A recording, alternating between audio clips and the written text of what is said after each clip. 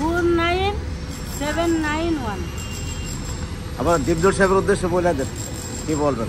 আমি এটাই আজকে আসার কারণ হলো যে নিপিল আপা আমার দীপজল ভাইয়ের নামে মামলা দিছে। নিপুল আপা আমার দীপজল ভাইয়ের নামে মামলা দিছে।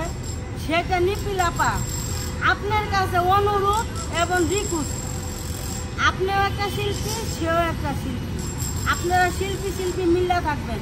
শিল্পীর ভিতরে দ্বন্দ্ব করে তো কোনো লাভ নাই। আজকে আপনি ভালোবাসা আপনি বিজয় মালা কিন্তু আপনিই দিচ্ছেন পড়াইয়া।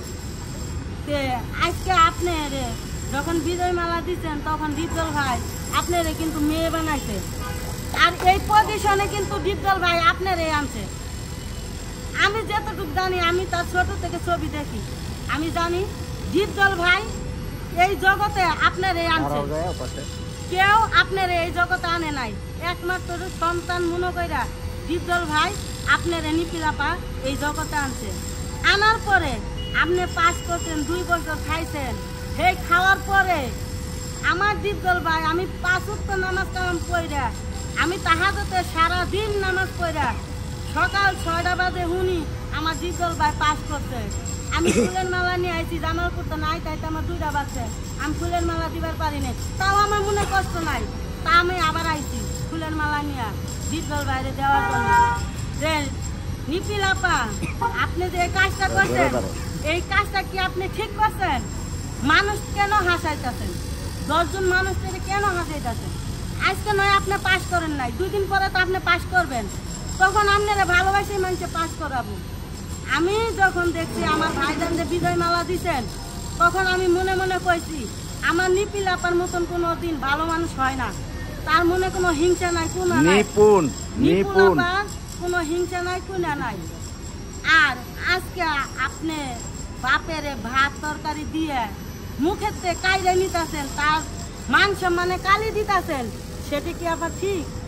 আমি 5 বছরে তার ভক্ত, কোনোদিন দেখিনি তার খারাপ। তার 5 বছর ধরে আমি তার ছবি ছোট তনে দেখি, কোনোদিন তো দেখি নাই যে আমার দীপজল ভাই আজকে খারাপ একটা সিন করছে, কিন্তু খারাপ একটা ব্যবহার করছে। আমি পুরা রোজার মাস ইফতার করছি এই এফডিসিনার গেটে, কোনোদিন দেখি নাই আমার দীপজল ভাই চোখ তুলে একজনের দিকে তাকাইছে, কিংবা 2টা মুন্নে বেজার করে 2টা কথা বলছে। আচ্ছা, আমরা এখন শেষ করে শুনেন, এখন শেষ করি। আপনি শুধু বলে দেন এটুকু যে আপনি দীপজল ভাইয়ের সঙ্গে সাক্ষাৎ করতে চান, কবে করবেন এই ভিডিওর জানাইবেন, বলে দেন। আমি নিপিল আপারে একটাই বলি, আপনি এই মামলাটা উঠায় নেন। আমার দীপজল ভাইয়ের মান সম্মানে আঘাত লাগতেছে। আপনাদের মতন শিল্পীরা না খাইয়ে রয়েছে, তাদের বাড়ি নাই, তাদের ঘর নাই, তারা মান সম্মানের বয়ে তাদের কথা আসতে পারে না। আপনি তো তাদেরও ইজিক মেরে দিতেছেন। আজকে যদি আমার দীপজল ভাই বলে আজকে আমি 5টা ছবি করব, হ্যাঁ করবে। আজকে যদি বলে আমার শিল্পীদের জন্য আমি এটা করব, দীপজল সাহেবকে সালাম দিয়ে দেন।